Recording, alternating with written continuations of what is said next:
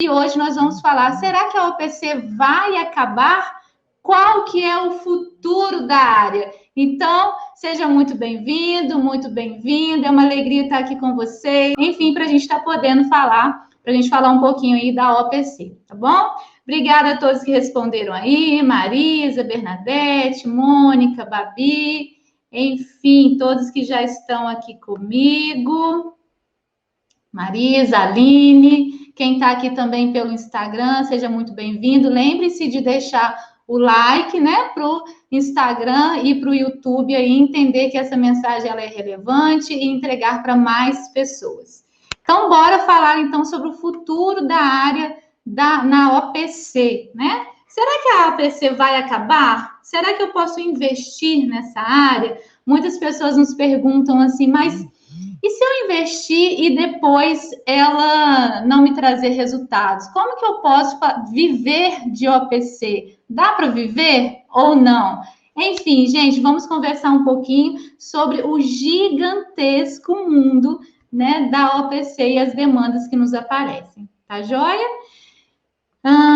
Bom, a primeira coisa que eu queria falar com vocês, então, quando a gente pensa em demandas para a OPC, né, no ano passado, 2020, nós tivemos quase 6 milhões de inscritos no Enem. Foi 5 milhões e 800 mil, se não me engano, inscritos no Enem. Desses, né, a maioria de primeira escolha, mas também a gente tinha aqueles que estavam perdidos ali, tentando repensar a carreira, repensar as suas rotas, mas foram 5,8 milhões de jovens aí, ou de pessoas que se inscreveram para fazer o Enem em 2020. Quando a gente pensa nos jovens, né, na reorientação de carreira, naquelas pessoas que estão lá na faculdade, que às vezes estão insatisfeitos, né, fizeram uma escolha muitas das vezes embasados ou porque a nota dava, ou num processo assim de pouca conscientização, ou porque alguém às vezes falou, nossa, você tem cara disso, você tem cara daquilo, mas sem entender mesmo o que ia ali enfrentar lá na faculdade, quais eram os potenciais, quais poderiam ser os pontos positivos, os pontos negativos de estar lá dentro. Então, quando a gente pensa nesse público universitário, o INEP, né, que é o Instituto Nacional de Educação, de Pesquisa, né, e Educação, ele soltou uma pesquisa que 59% dos jovens que entraram no curso superior em 2010, né, em 2019, desses 100%, né, que entraram lá em 2010, apenas 59% tinham, ou melhor, né, apenas 40% tinham concluído o curso e já trabalhavam na área, né? 59% das pessoas que entraram nos cursos em 2010 não se formaram, né? Não se formaram naqueles cursos, ou abandonaram, realmente deixaram para lá, né? Não, por algum motivo, ou pediram transferência de curso. Então, é muita gente, né? Se a gente pegar isso, de cada 100 alunos, 59 desistem da primeira escolha, daquela escolha que fizeram. Tá? Então, esse também é um público que nos aguarda, né? Quando a gente pensa nas demandas da orientação profissional, a gente pensa também nesse público que está na universidade, que está insatisfeito, principalmente universidades públicas, né? Que você pode pedir a transferência interna, aproveitando já que você já está lá dentro, a sua matrícula, claro, tem algumas regras, né? Você precisa, por exemplo, tem que ler o edital, mas você precisa ter algumas matérias do outro curso, uma grande porcentagem de matérias do outro curso, não pode simplesmente entrar e no primeiro período já pedir a transferência.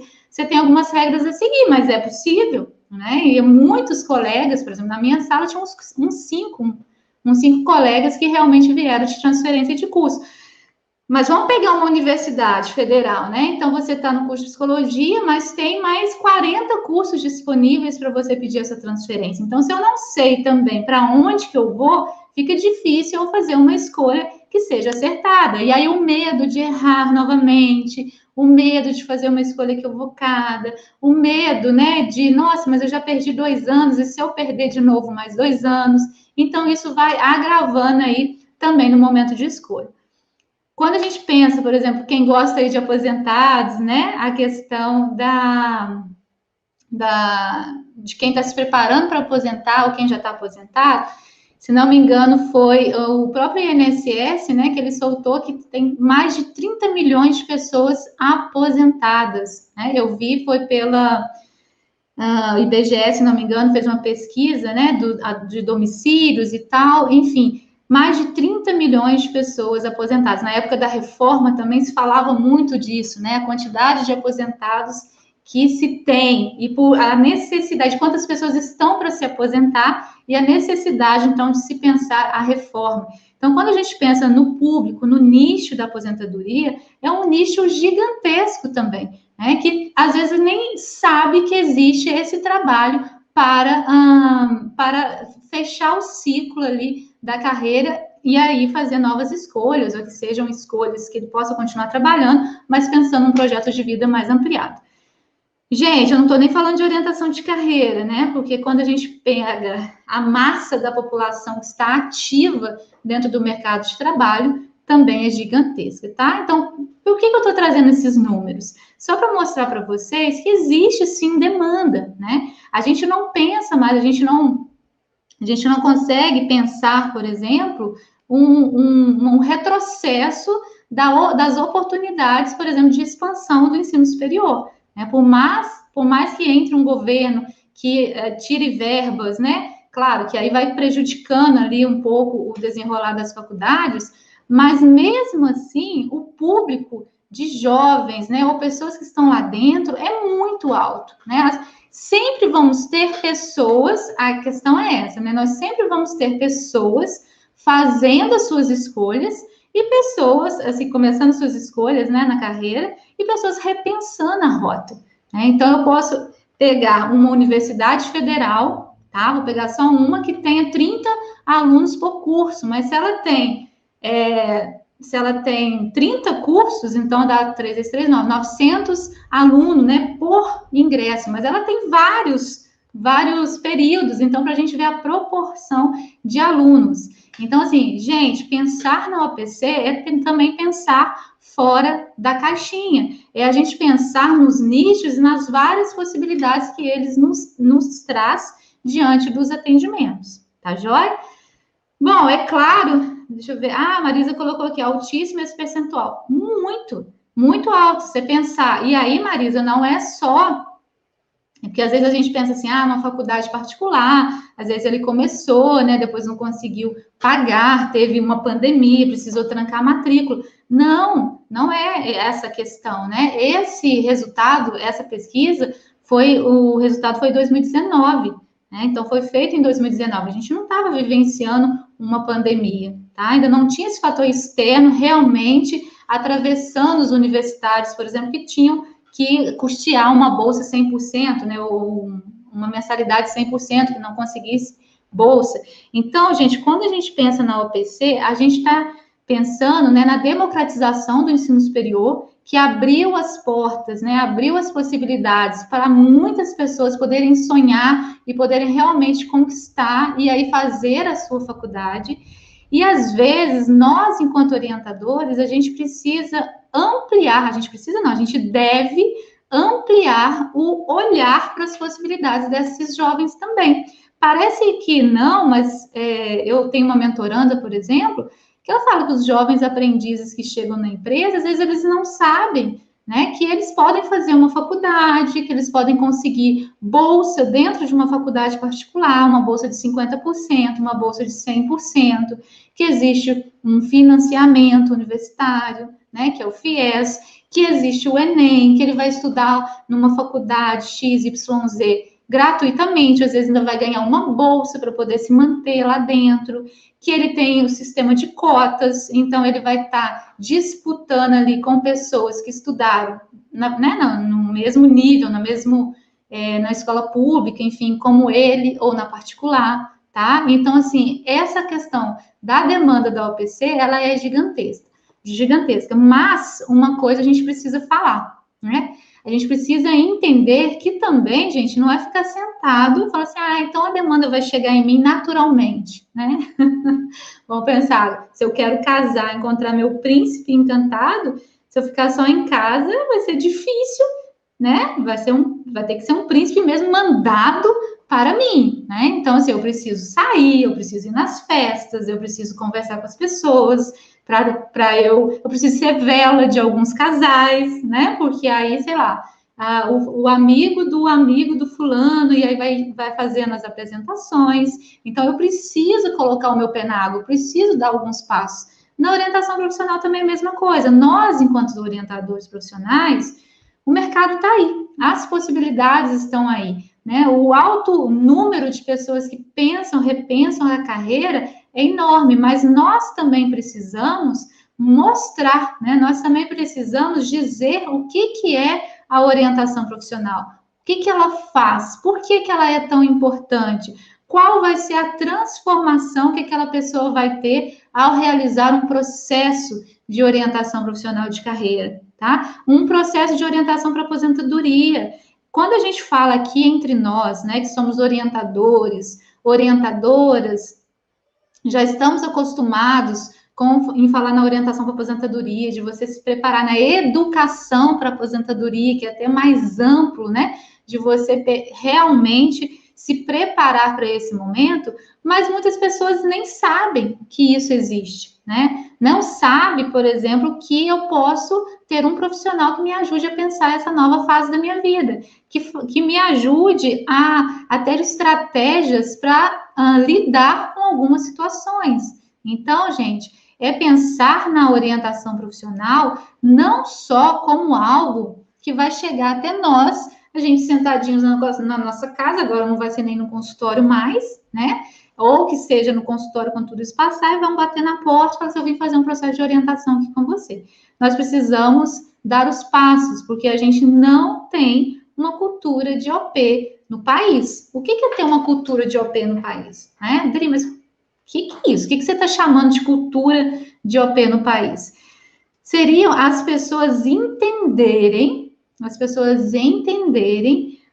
qual é o papel, qual é a função, ou qual é realmente o valor da orientação profissional e procurarem, né, esse processo, esse trabalho. Então, a gente tem pessoas que procuram muito mais na parte de primeira escolha, muito mais trabalhos voltados para a primeira escolha do que para os outros nichos, né? Quando a gente pensa no nicho de carreira, a gente pensa muito no coaching de carreira, né? Que fizeram aí realmente uma trajetória e se colocaram nas redes e chamaram a atenção para essa possibilidade de trabalho, para se pensar no coaching de carreira, né? Mas a orientação de carreira também tem a função de pensar o processo, né? As novas escolhas.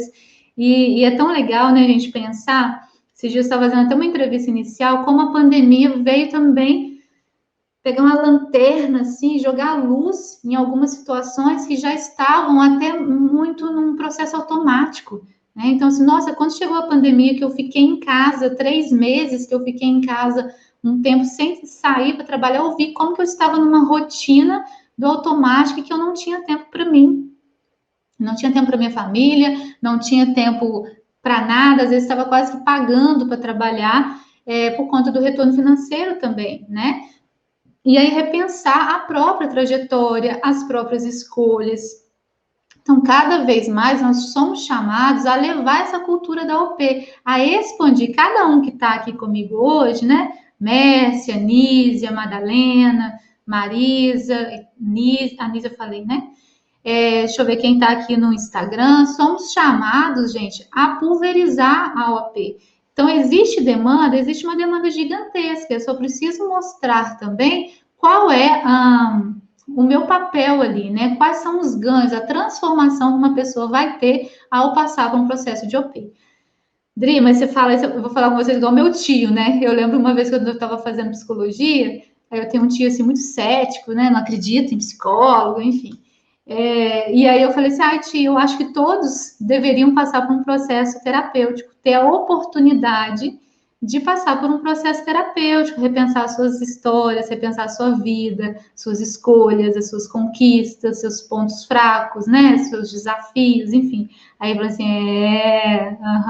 é porque você é psicóloga, aí se todo mundo for passar por psicólogo, né, vai ser bom para você. Não é só isso, né? Não é só isso quando a gente pensa num processo de orientação profissional, Não é só porque nós somos orientadores e a gente quer que venham, claro, né? A gente quer, mas que não é só por isso que eu estou falando. É quando eu faço um processo de orientação profissional bem feito, né? Que eu consigo realmente olhar, ter consciência das minhas escolhas, da minha trajetória, do meu projeto de vida, eu faço escolhas cada vez mais conscientes, né? Eu faço escolhas mais adequadas com os meus valores, com aqueles sonhos que eu tenho, para depois, daqui a 25 anos, 30 anos, encerrando um ciclo aí para se aposentar, para a gente não olhar para trás e dizer assim, cara, o que que eu fiz da minha vida profissional, né? Será que eu preciso chegar aos 60 quando eu estiver aposentado, ou pré-aposentado, ou já aposentado, né? Não sei como vai ser daqui a uns anos,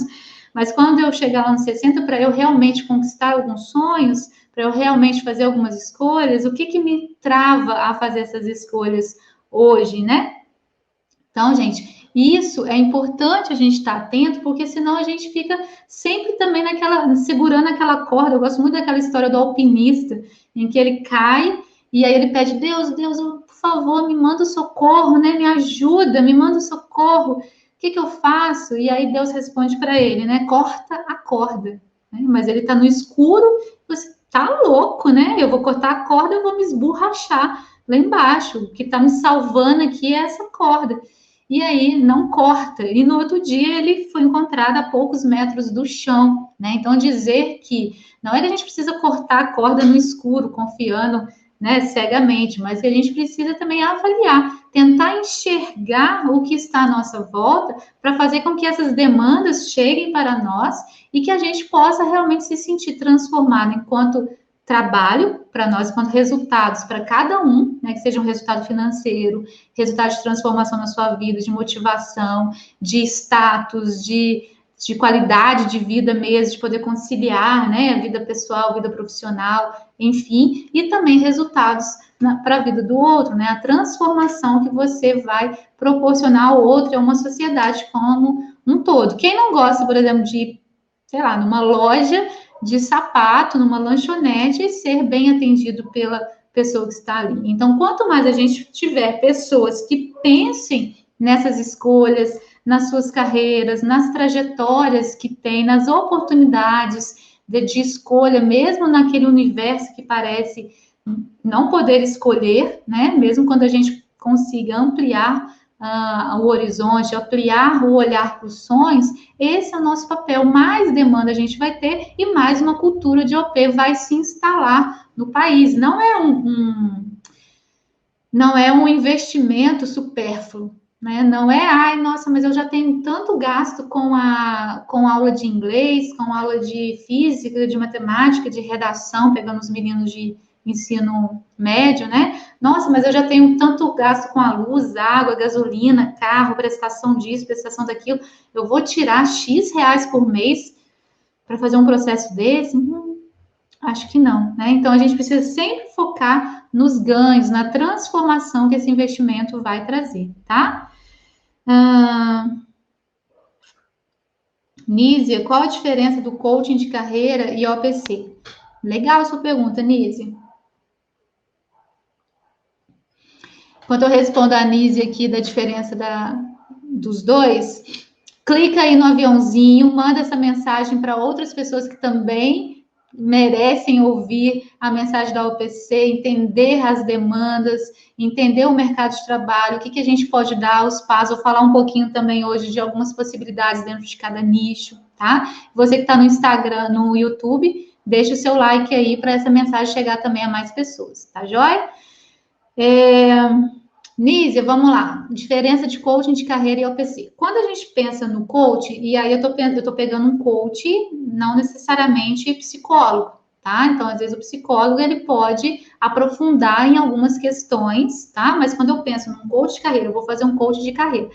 Eu penso, pelo menos assim, o que eu já conversei com os coaches, tá? Ele vai pegar o profissional do ponto A, tá? Então, do hoje, 2021, e vai potencializar os resultados dele ao longo da carreira, o que ele almeja, então, alcançar ao longo da sua carreira, tá? Então, ele vai pegar, partir do que aquela pessoa trouxe. Eu quero ser X na empresa onde eu estou, eu quero ser o supervisor master, né, da empresa onde que eu estou. Ok, como que eu vou poder fazer isso? Então, eu pego essa pessoa do ponto A e levo ao ponto B. Então, eu quero mudar de carreira, ok. Então, estratégias, passo a passo, sabe? Realmente pensar a atuação. Então, eu saio do A e chego no B, tá?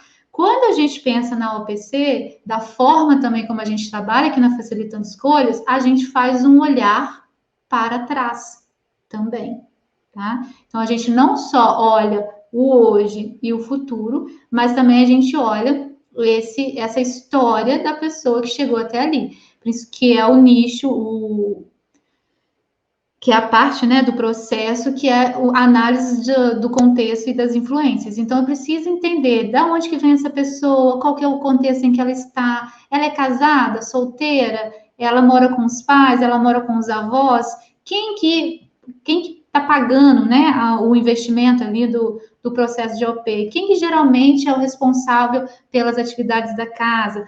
Como que foram as escolhas dela até aquele momento, as escolhas da carreira, as escolhas da orientação para aposentadoria, né? Tem um coach para aposentadoria também. Então, assim, como que aquela pessoa chegou naquele movimento, naquele ponto? Quais foram os cursos que ela pensou? Então, a gente faz esse apanhado no antes, tá? Para depois ela ver o hoje, o autoconhecimento, e depois caminhar. Tá joia? Essa seria a principal influência, principalmente quando são coaches não psicólogos também, aí tem que ter um cuidado ainda maior para não estar, às vezes, mexendo com situações que depois não vai conseguir fechar. Então, basicamente, eu pego do ponto A e ajudo ele a potencializar para chegar no ponto B que ele quer chegar. Tá joia? Bom, gente, vai mandando suas perguntas aqui, podem mandando que eu vou respondendo, tá? Deixa eu só ver meu roteirinho aqui para eu não me perder. Ok. Então, vamos falar um pouquinho das possibilidades. Quando eu penso nas possibilidades de trabalhos, de projetos dentro da área da OP. Vou falar um pouquinho através dos nichos, que eu acho que fica mais fácil de organizar dentro da cabeça, né? De colocar nas gavetinhas mentais. Então, quando eu penso no nicho de primeira escolha, né? Que a gente chama que é aquele menino que está na faculdade, que está no ensino médio, que quer fazer uma faculdade, que quer fazer uma primeira escolha, mas também não sabe se ele faz uma escolha por um curso X, Y, ou está em dúvida, eu tenho a possibilidade de trabalhar com ele em consultório, em sala, né? Esse menino chega, e aí quando eu falo consultório, sala, gente, a gente ainda, por mais a gente atenda online, a gente ainda está com a fala muito no presente, né? Muito no presencial, nos atendimentos presencial. Mas entendam que quando eu falar de presencial, eu estou falando de online também, tá? Então, seriam aqueles meninos que chegam no nosso consultório, que chegam no nosso consultório virtual, tá? Que chega aí no seu atendimento da sua casa e que eles querem pensar, então, um atendimento. E aí você pode trabalhar com ele, né? Individualmente, você pode trabalhar com ele em grupo, tá? Você pode montar um grupo para você trabalhar com ele. Você pode trabalhar na escola. Então, na escola tem várias possibilidades de trabalho, desde workshops, né? De oficinas mesmo de sensibilização, a trabalhos, a projetos mesmo que você vai realizar enquanto orientador profissional, enquanto ajudá-lo a fazer essa escolha. Você pode pensar em projetos para a equipe pedagógica, para os pais, que são, né, um fator, uma influência muito forte no momento de fazer a escolha. Nossa, Adri, mas como que eu vou ofertar para a escola um trabalho de orientação profissional para os funcionários, mas para eles pensarem as escolhas deles? Também, mas o intuito ali, na maioria das vezes, né, que você vai ter que dar, é de como que o papel deles ali dentro daquela escola é importante no momento de escolha dos meninos.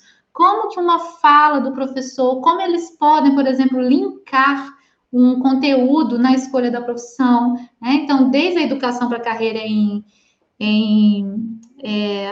séries, né, menores, na educação básica, ensino fundamental, mas também no ensino médio, né? Então, eu lembro, por exemplo, de um rapaz que fez uma escolha por um curso no ITA, né, de engenharia do ITA, porque o professor falou: nossa, se eu fosse jovem igual vocês hoje, se eu fosse jovem igual a vocês hoje, eu ia fazer o curso tal. Porque ganha bem, trabalha pouco, trabalha viajando e não sei o quê, parará, e elencou um monte de coisa. Legal, vou fazer. Foi fazer e depois veio para reorientação profissional, porque eu precisava de mais elementos além da opinião do professor para poder se identificar com aquele curso, né? Então às vezes não, ele foi sem saber o que ele ia estudar lá, né? E aí, gente, é legal falar isso, né? Que quando o menino vai, vocês têm que estar atento a isso, né? Quando o menino vai e não se identifica com o curso, mas ele é bom, sabe aquela pessoa, aquele cabeção, assim, aquela pessoa inteligente, ou aquela pessoa que realmente ela se esforça e consegue passar nas matérias, ela se esforça e consegue ter o resultado esperado ali para ser aprovado. Então, por mais que ela está adoecendo, por mais que ela não se identifique com aquela área, ela consegue ir passando, né? Porque às vezes o menino garra numa outra matéria e não sai. E aí, esse ponto é o ponto de virada dele. Tipo, nossa, mas eu já estou fazendo essa matéria há 2 períodos já e não consigo passar. Nossa, não me vejo atuando com isso mesmo. Chega, né? Eu vou procurar ajuda. Mas quando ele vai conseguindo passar, é triste você ver, né? Assim, a gente sente o adoecimento da pessoa, porque às vezes depois de formado, eu vou esperar formar que eu vou gostar, eu estou no estágio, eu vou gostar, vou trocar de estágio que às vezes eu gosto, eu vou trabalhar que às vezes no mercado de trabalho eu gosto, eu vou trocar de trabalho porque eu acho que eu gosto, eu vou trocar nessa carreira aqui, essa função, porque talvez eu goste. E aí chega às vezes depois muito adoecido, por quê? Porque ele realmente, desde lá de trás, desde o primeiro dia da universidade, das primeiras aulas, ele já não se identificava com aquele curso, né? Mas é difícil abrir mão uma vez que você conseguiu, que você consegue passar. Não, mas você é bom, você passa em todas as matérias, né? Você consegue responder o que o professor pede, né? Então, isso também a gente precisa estar muito atento, tá joia? Geralmente, quais conteúdos são trabalhados nas oficinas de sensibilização? Ana Rita, quando a gente faz oficina de sensibilização aqui, na prática mesmo, né? Vou falar da nossa experiência, tá? A gente sempre busca mostrar para eles que eles fazem escolhas a todo momento, tá? Então, assim, porque muitos parecem assim, nossa, simplesmente cheguei no terceiro ano, jogaram uma bomba no meu colo e agora eu tenho que desativar essa bomba, né? Eu tenho que escolher, de alguma forma, preciso desativar isso que está no meu colo. E a gente trabalha com eles, então, a questão das escolhas, que eles fazem escolhas a vida toda, né? Mas eu nunca fiz uma escolha tão difícil quanto escolheu o meu futuro, né? E aí, mas a gente mostra, olha, quando você vai comprar um tênis, o que você leva em consideração para comprar um tênis? A marca, o preço, se vai combinar com aquela roupa que eu quero, né? Combinar, ok. Então, como seria isso para as profissões? Quais seriam as marcas das profissões? Quais seriam os preços que se pagam dependendo de uma ou outra escolha? Você vai trazendo essa discussão para eles. Outra coisa que é importante, às vezes, desmistificar algumas crenças, né? Então, nossa, eu vou estar escolhendo para a vida toda. Eu não posso errar, porque eu vou fazer isso a minha vida toda. Então, mostrar que cada vez mais as carreiras não são lineares, né? Não é porque eu escolhi psicologia, eu vou trabalhar de forma linear até o último dia da pré-aposentadoria, ou sei lá, de vida, ou quando eu quiser trabalhar. Então, mostrar, desmistificar algumas coisas. Nossa, eu não posso errar. O que é errar? Eu não posso perder um ano. O que é perder um ano?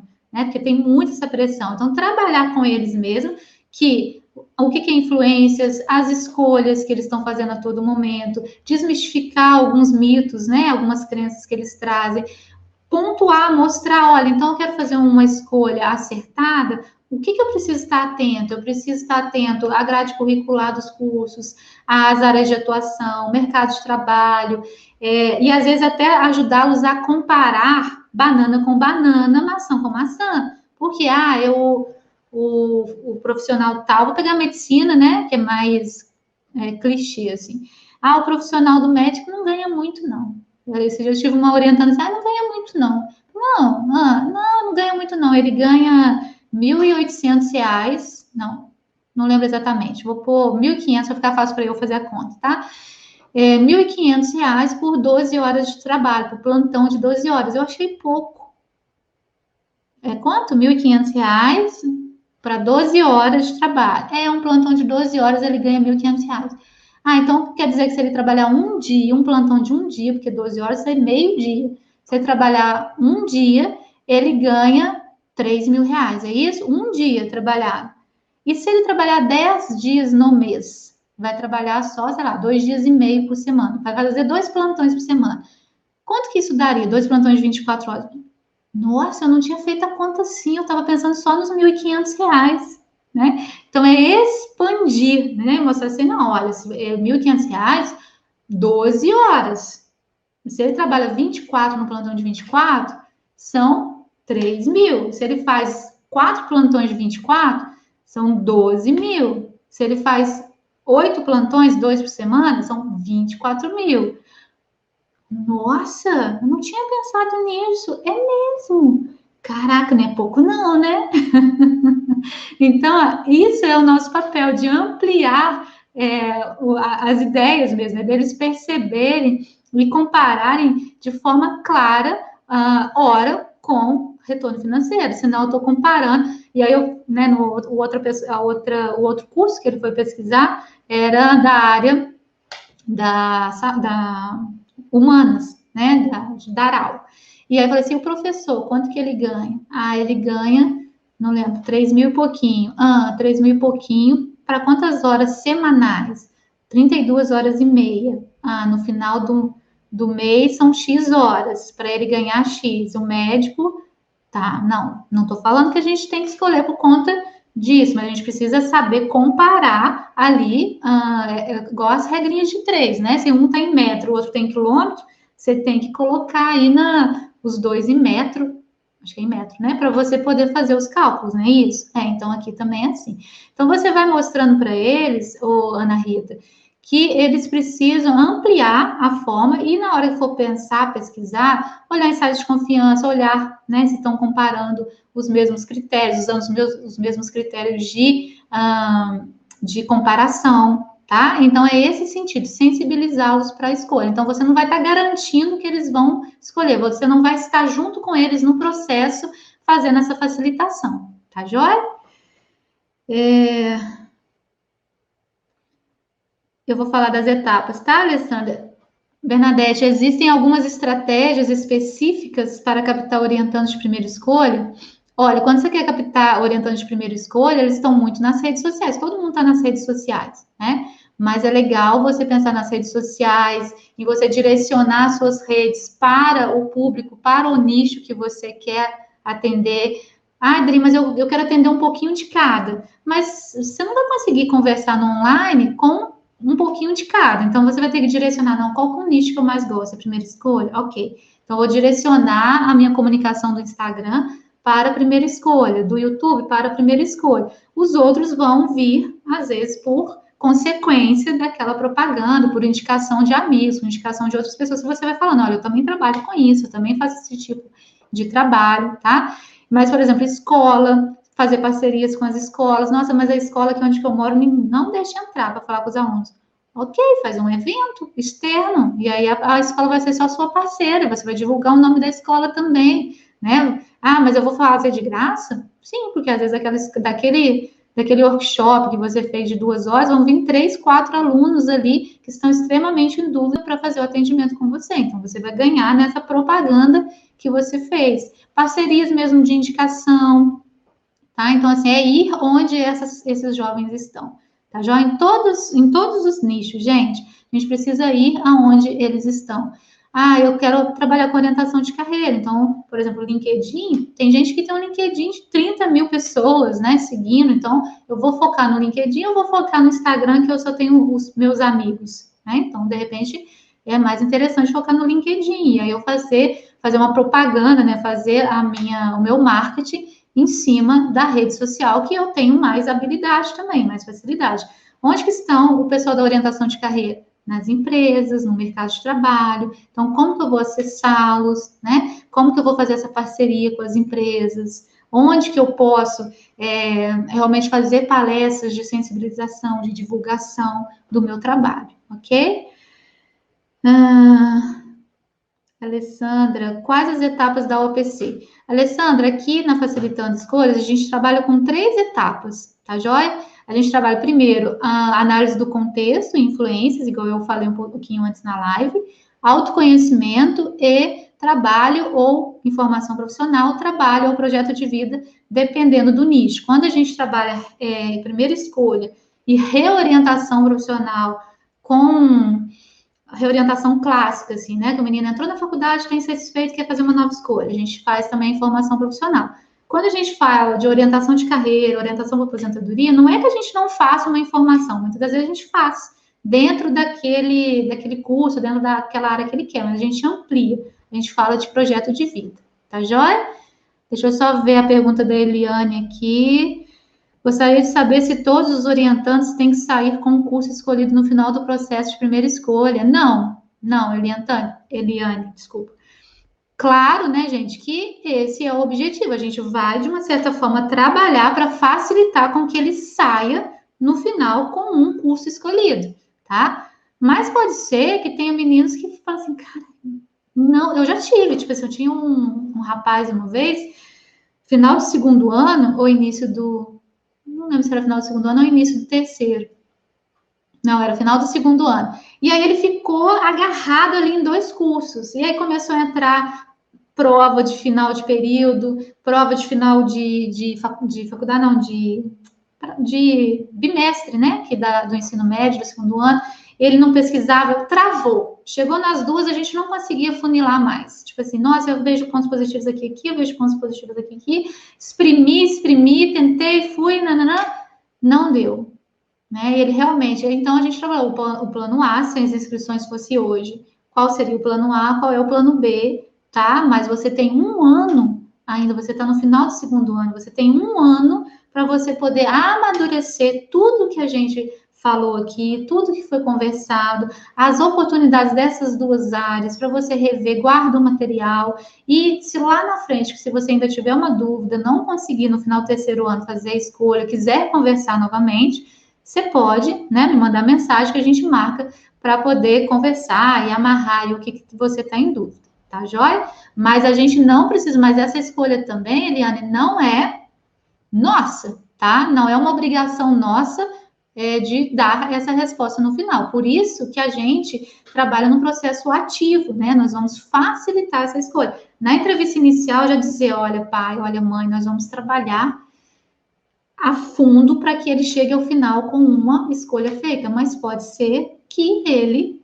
tenha um plano A, um plano B, que ele fique com 3 opções, mas o mais importante não é ele ficar com 3 opções ou ele ficar com uma, ele ter clareza de por que ele chegou no final com aqueles 3 cursos, qual é ou quais são os pontos em comum, né? Quais são os pontos divergentes de cada curso, por que ele não está conseguindo escolher? Eu sou muito inseguro, eu tenho muito medo, eu estou com medo de fazer uma escolha equivocada, né? Eu tenho um ano ainda para aprofundar nessa escolha, eu quero aproveitar mais esse um ano para aprofundar. Ok, tá? Mas ele precisa ter clareza dos porquês, tá bom? Você conseguiria dar exemplo de uma técnica efetiva de tomada de decisão? Uma só é complicado, né? Eu diria que temos algumas dentro de um processo que são primordiais, né? Então, assim, como eu disse, ele entender o que influencia mais ele nessas escolhas, o que ele realmente leva em consideração, a marca, o status, é o retorno, quais são os sonhos, o que eu quero alcançar. Eu lembro que muitos, quando eu trabalhava a árvore dos sonhos, falavam assim, eu sou uma pessoa cara, eu quero um trabalho que realmente eu possa sustentar meus luxos, ou meu pai diz que eu sou cara, então eu acho que eu vou nessa aqui, paga melhor. Não tem problema nenhum, desde que ele tenha clareza de que, olha, mas além do dinheiro, o que você vai precisar trabalhar para você ter esse retorno financeiro? Fazer direito para fazer um concurso público. Você sabia qual é o grau, né, o número de inscritos para cada vaga, o grau de concorrência dentro dos cursos de direito, né, dos concursos? Não é assim, eu vou fazer direito, vou fazer a prova para delegado, passei, tô linda, maravilhosa, delegada. Não, né? Então, se eu tenho que fazer uma prova, eu vou estar concorrendo com várias outras pessoas, eu preciso me identificar com aquilo para eu poder estudar, né? Todos os dias, quantas horas você estuda por dia? É difícil passar em medicina na federal? É difícil passar num concurso? Né? Então, para a pessoa não ir fantasiando também as coisas, tá joia? Então, a gente tem da autoconhecimento, quando ele amplia o que é hobby, o que é profissão, para ele entender também, nossa, eu adoro dançar, eu dancei, fiz balé a minha vida toda, mas quando eu penso agora no trabalho, eu penso em dar aula de balé, de dança, me especializar em alguma coisa nesse sentido, ou não, isso seria só um hobby para mim, tá joia? Como você vê o APC dentro do nosso cenário econômico atual? Alessandra, a OPC ela tem um potencial de crescimento muito grande. Cada vez mais as pessoas estão valorizando não só o trabalho do psicólogo, do terapeuta, porque às vezes fica muito associada, apesar de não ser feito apenas por psicólogos, outros profissionais também podem fazer. Então as pessoas estão, mas eu vejo uma valorização cada vez maior pela saúde mental. E a orientação profissional, ela é sim uma promotora de saúde. Porque se eu escolho um curso que eu me identifique, uma área que eu gosto de trabalhar, que os desafios venham, mas eu consigo achar um ar para respirar e ver as possibilidades de alternativas no caminho, eu tenho mais motivação e mais saúde, né? Eu não adoeço com aquela situação. Então, é promotora de saúde, tá? Então, cada vez mais a gente vai ver pessoas procurando a orientação profissional de carreira. Claro, né, gente? Nós estamos hoje 14 milhões de pessoas desempregadas. Óbvio. Aí eu vou chegar para ela e vou falar: olha, eu tenho uma vaga ali de emprego, mas eu acho que você pode aguardar mais um pouco e esperar uma vaga de vendedor que tem mais a ver com você. Não estou falando isso, né? Eu estou falando de que, ok, a pessoa pode se candidatar àquela vaga X, mas ela também pode ampliar os horizontes dela de olhar para ver as habilidades potenciais, para quando, né, o desespero passar, ela poder fazer as escolhas mais acertadas com os valores dela, com as habilidades, com os interesses. Dri, mas eles vão pagar? A pergunta que a gente sempre recebe, né? Dri, mas 14 milhões de desempregados, não tem dinheiro para pagar um processo de OP. Não, né? Mas as empresas têm. Tem muita empresa fazendo investimento em trabalhos sociais, em ONGs, em projetos que eles acreditam que realmente vão fazer a diferença. E a OP vai fazer a diferença, né? É muito mais fácil, né? Algumas empresas acham, né? Que é muito mais fácil. O empregado não está dando conta, não está se identificando com o que faz, manda embora. Manda embora que atrás dele tem 50 querendo entrar. Manda embora. E se a gente investe naquele funcionário, às vezes é trocar de área, às vezes é trocar de setor, né? Às vezes, ele é engenheiro, ele é administrador e está na parte, sei lá, financeira. Está adoecendo, entendeu? Não se vê mais naquilo. Eu não tô, sei lá, eu não me identifico com o meu gestor superior, né? Com a pessoa, eu sou subordinado direto, então não lido bem com ele, eu estou com dificuldade, eu mando embora. Né? Às vezes tem um cara super bom de serviço, eu mudar ele de setor, de área, já seria o suficiente, né? Então eu vou criando ali uma equipe coesa. Então é essa forma de pensar que a gente precisa mudar, tá? Quais teóricos vocês embasam? Olha, a gente embasa principalmente, né, a abordagem sócio-histórica, que o Silvio Bock, né, ele estudou, então ele vê essa questão da dialética, do contexto, do meio com o indivíduo. Então, não é pensar a escolha só como algo do indivíduo, em que ele é responsável por essa escolha. Se ele não escolhe, o problema é dele, ele não teve motivação suficiente. Então, é o olhar para o contexto, para o meio que ele está. Então, se eu vou fazer um trabalho de OP dentro da comunidade, uma comunidade, às vezes, né, mais carente, eu preciso ampliar o leque de possibilidades, não vou falar só de graduação, vou falar de cursos técnicos, vou falar de cursos de aperfeiçoamento, vou levar uma equipe lá do Instituto S, né, que seja Senai, Senac, para falar das possibilidades de cursos técnicos, de aprendizagem, tá? Então, eu preciso ampliar. Então, é esse olhar para o contexto e esse olhar para o indivíduo nessa dialética,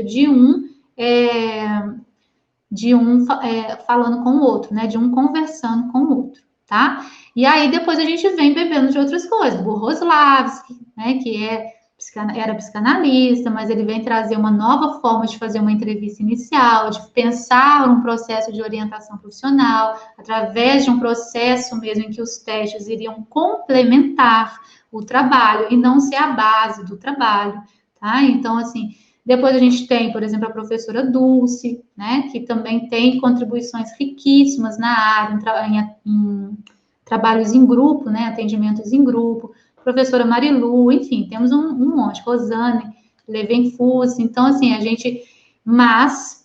então, assim, são algumas pessoas da área, mas a gente, então, abordagem sócio-histórica, e eu tenho muito o olhar também da terapia cognitiva comportamental, né, que foi o que eu atendia em clínica, então eu também tenho esse olhar da terapia cognitiva, de algumas ferramentas, algumas técnicas também, mas você vem com o arcabouço que você tem. Então, eu estava até conversando essa semana com uma pessoa, olha, você trabalha 20 anos como psicóloga de terapia, né? Não joga isso tudo no lixo. Você tem uma bagagem de 20 anos aí, você só precisa direcionar e aprender como que isso vai, então, ser o pano de fundo, né, dos seus atendimentos, tá joia?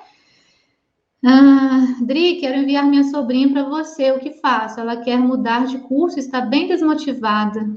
Como posso encaminhá-la para você? Pode. Você tem o telefone da Facilitando Escolhas, Ângela? Manda mensagem lá que eles direcionam para mim, tá? Deixa eu vou. É 32 DDD 32 984 38 7227, tá? Depois eu vou ver se eu coloco aqui. Seria bom conversar com orientantes sobre educação financeira? Babi, excelente pergunta. No caso, a gente precisa estar com as anteninhas assim, ó, ligadinhas, tá? No caso, por exemplo, de orientação de carreira, principalmente, orientação para aposentadoria, tipo assim, tem alguns casos que você não pode fechar sem você fazer educação financeira. Não pode fechar. Por quê? Porque se ele não se planejar financeiramente, ele não sai do lugar, sabe? Ele não vai conseguir dar os passos, né? Então você precisa. Eu já tive algumas situações, eu precisei, olha, a gente vai gastar um encontro a mais, porque a gente precisa trabalhar essa educação financeira. Não é, né, não é o papel dentro da orientação profissional, não fiz uma educação financeira, né, como um administrador, né, uma pessoa da área, ou que seja mesmo, por exemplo, igual a professora Dulce também tem um trabalho do Profim, né, que é um programa de orientação financeira, com esse olhar também para o emocional, por que as pessoas gastam, no que elas mais gastam, mas eu precisei dar esse time para a pessoa entender. Olha, mas entra, tipo assim, o que está entrando, o que está saindo, onde está o gargalo, como que você vai conseguir se organizar financeiramente para você alcançar esses objetivos. Estou pensando na aposentadoria. Meu plano de saúde vai ficar mais caro, eu vou perder o plano de saúde da empresa, eu não vou ter os auxílios, né, se eu for de empresa, né, eu não vou ter a participação nos lucros, né, então eu não vou ter 13º salário, eu não vou ter férias, então a minha renda vai cair. Como que eu vou me organizar para esse momento? Educação financeira, tá? Muito legal. Gestão do tempo também é uma parte, por exemplo, quando eu vejo, nossa, orientando extremamente perdido, atolado, vamos fazer gestão do tempo. Nem que seja você entregar uma planilha para ele em que ele vai colorir ali o tempo em que ele está trabalhando, o tempo que ele vai tirar para estudar, o tempo que ele vai atender, o tempo que ele vai, sei lá, ficar com a família, mas ele ter a clareza ali da gestão do tempo dele para ele ver aonde que está os escapes, né? Onde que está saindo esse tempo que não tem um tempo, não tem um tempo. Não, mas o tempo seu é igual ao meu, a gente tem 24 horas no dia. Nunca vi ninguém tendo 26 horas. Nunca vi ninguém tendo 30 horas. Então, o seu tempo é igual ao meu. A gente tem 24 horas num dia. Então, vamos ver o que está acontecendo com o seu tempo. Onde que está o gargalo? Será que é porque você está trabalhando muito? É porque está trabalhando longe de casa? Então, você fica, sei lá, 2 horas no transporte? Então, o que a gente pode fazer dentro dessas 2 horas? Nossa, ler eu não consigo, estou muito cansada. Vamos fazer um audiobook, né? Vamos pegar um livro aí, fazer um audiobook, você vai lá dando uma cochiladinha, escutando um pouco, perdendo um pouco, mas você está aproveitando aquele tempo ali, tá joia? Como gastar melhor e com consciência, ótimo. Gente, então, assim, mais uma coisa que eu queria falar com vocês, então, eu falei de primeira escolha, né? Pensar, por exemplo, na aposentadoria. A gente tem alguns sindicatos, quem quer trabalhar com essa área de aposentados, a gente tem sindicatos, por exemplo, do Banco do Brasil, sindicatos dos rodoviários, sindicato dos policiais, é, sindicato dos servidores públicos. Então, vamos tentar fazer parceria também com esses sindicatos, né, para mostrar, para ir lá falar sobre a importância da educação para aposentadoria, para quem já é aposentado, o que se pode fazer, né, os sonhos, que não se acabou. E aí você vai dentro onde, você tem que pensar onde que esse nicho que você quer trabalhar está, né? Ah, eu quero trabalhar com o pessoal da universidade, que está dentro da universidade. Sabe como é que fala? Uma parceria, uma rede que é legal dentro de universidades, as universidades que têm empresas juniores, né? Então, por exemplo, a Universidade Federal aqui de Juiz de Fora tem um monte de empresas júnior. As outras faculdades particulares também têm empresas júnior, empresas juniores. Então, assim, pegar essas empresas e ir lá, tipo assim, vamos fazer, mas eles estão lá, não sei se eles não estão gostando do curso, vai fazer uma orientação de carreira com eles, o é meu, né? Dá, faz do jeito que vocês quiserem, mas assim, faz uma orientação de carreira, né? Olha, orientação de carreira para universitário, vocês têm que estar atento a isso, uma sensibilização. Tá atento a isso, como traçar o seu caminho. Quanto mais conscientes vocês estiverem da escolha, melhor vai ser. Os desafios vão estar no caminho, vão ter pedras, vão ter flores, mas como que você vai driblar isso? Aí você vai de forma gratuita fazer uma orientação de carreira com eles. E aí, no final, você fala: olha, eu também faço reorientação profissional, porque muitas das vezes eles têm amigos que estão pensando, repensando a carreira. Então, eu faço reorientação profissional também, eu faço orientação de primeira escolha, você fala dos outros serviços que você faz, né? Então, ali, olha, isso aqui é só 10% de todo um trabalho de orientação de carreira, né? Então, assim, aqui a gente teve só 2 horas, a gente teve só 1 hora, não é possível eu falar tudo com vocês. Mas, se tiver alguém que quer, né, assim, realmente investir num trabalho disso, a transformação é essa, e você está fazendo sua propaganda, tá joia? Então, gente, deixa eu ver o que eu não falei aqui ainda, para a gente poder fechar. Então, uma coisa que a gente precisa estar sempre atento nessa área, né? Nunca a gente fala aqui que é simplesmente você pegar e começar a atender. Você precisa sim ter uma teoria, você precisa sim estudar, você precisa sim entender minimamente, né, o que você está trabalhando, você precisa entender que um processo de orientação profissional, né, ele tem início, meio e fim. Ele tem, por exemplo, no caso da facilitando escolhas, 3 etapas. Essas etapas eu vou ter ferramentas, né, objetivos diferentes em cada uma dessas etapas, tá joia? Eu preciso entender também, né? Deixa eu ver aqui, me perdi. Tá. Eu preciso entender também como que eu vou atrair essas pessoas, como eu já falei para vocês. Então, onde que elas estão? Como que eu posso falar do meu trabalho? E aí pensar, será que vale a pena eu ficar encaminhando, orientando-os, né? Sendo que eles estão chegando para mim, eu vou ficar encaminhando. Então, até numa das últimas aulas que a gente deu, uma pessoa falou isso, né? Ela veio para um processo terapêutico, eu falei do processo de OP, mas eu não sei se eu ofereço o processo terapêutico ou ofereço o trabalho de orientação profissional. Ok, qual foi a demanda dela? O que ela te falou? Quando ela chegou para você na entrevista inicial, no primeiro dia, o que ela te falou? O que ela levou ali até você? Porque ela está muito satisfeita com o curso que ela está fazendo na universidade, ela não está se vendo naquilo, está ansiosa, está achando que não é para ela. Ok, então qual que é a demanda principal? É a questão da escolha. Você acha que é melhor começar com a terapia ou com o processo de reorientação profissional? Processo de reorientação profissional. Às vezes pode ser que no final desse processo ela já tenha resolvido boa parte da ansiedade, das questões que ela traz, e aí ela pode ou não ficar com você em terapia depois, ou você encaminhar para alguém, tá? Então, assim, mas sempre pensar, gente, que será que eu preciso encaminhar, sendo que eu também posso aprofundar e também posso ofertar, né, essa possibilidade dentro do meu consultório, dentro da minha área de atuação, dentro da empresa onde eu estou, dentro da ONG que eu estou, dentro da escola em que eu estou, né? Eu posso agregar, né? Ser um profissional diferenciado também com esse olhar da OPC, tá joia? Então, gente, eu queria deixar um exercício prático para vocês, né? Então, coloquem num papel mesmo, qual o nicho que vocês mais se identificam? Ah, eu me identifico com todos. Não, o maior, assim, aquele que você vai, então, começar, tá? Aquele que você vai começar. Então, escreva ele no papel. Ah, eu quero primeira escolha. E depois você vai brainstormeando, né? Você vai colocando, primeira escolha. Vou falar de primeira escolha, vamos falar muito de primeira escolha. Vou falar de reorientação profissional mesmo. Então, reorientação profissional, onde que está esse público de reorientação profissional?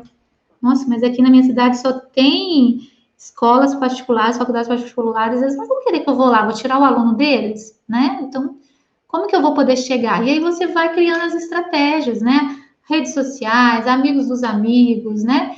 Atendimentos pro bono, né? Gratuitos, para você poder ganhar confiança nos seus atendimentos. Não façam 100% todos os atendimentos pro bono também não, porque senão você vai ser conhecida como a profissional, orientador profissional gratuito, tá? Então, assim, mas 1, 2, 3, até você ganhar confiança, excelente, tá joia? E aí você pensa, primeira escolha, o que eu posso propor? Nossa, fui em escola e só 2 me deu um retorno positivo. Excelente, são 2 escolas que você tem que agarrar assim com unhas e dentes, que são as 2 escolas que você vai mostrar um potencial incrível de trabalho e que vão ser suas parceiras. No próximo ano, no próximo semestre, vai de novo, né? Vai na cara de pau, fala de novo, né? Manda um presentinho para o coordenador, sei lá. Pensa algumas estratégias aí para vocês realmente colocarem um pezinho na área. Gente, quando a gente fala de orientação profissional, de demanda de orientação profissional, quem perguntou aqui, né, sobre a questão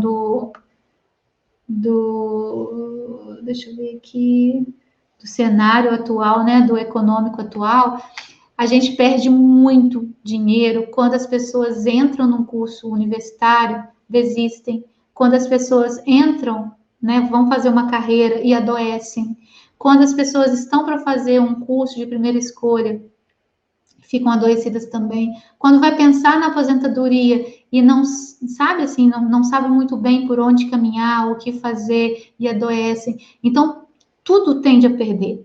Perde o profissional, tá? Perde você enquanto orientador que não trabalha na área, que não consegue atingir os objetivos, mas perde aquela pessoa que está adoecida, que está chateada, que às vezes está até com transtornos graves mesmo, né, de ansiedade, depressão, até tentativas de suicídio, pânico, tá?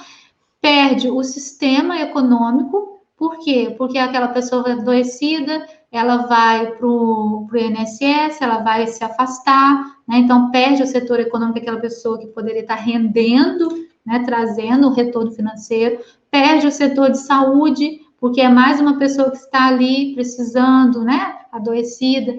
Enfim, a gente só tem a perder. Então, quando a gente pensa em profissionais motivados e mais identificados com aquilo que a gente faz, é um papel nosso também desse trabalho, tá joia? Onde eu acho os aposentados? Vou em sindicatos? Pode, tá? Você pode ir em sindicatos, fazer parcerias, mas, não acredite que os aposentados ou os pré, né, quem vai se aposentar, não estejam nas redes sociais, tá? Tem muito aposentado nas redes sociais, então também faça um trabalho nas redes para eles, tá? Porque, nossa, Adri, mas eles estão, e às vezes estão consumindo muita matéria, né? Muitas informações que não tem às vezes nada a ver com eles, né? Que não está dentro dos objetivos deles. Então, pode também caprichar nas redes sociais para eles chegarem até você, tá joia? Quem ainda não deixou o seu like aí, deixa o seu like para o nosso YouTube entender que é uma mensagem relevante e chegar a mais pessoas, tá joia? Muito obrigada, super beijo, bom descanso e até a próxima live. Tchau, tchau!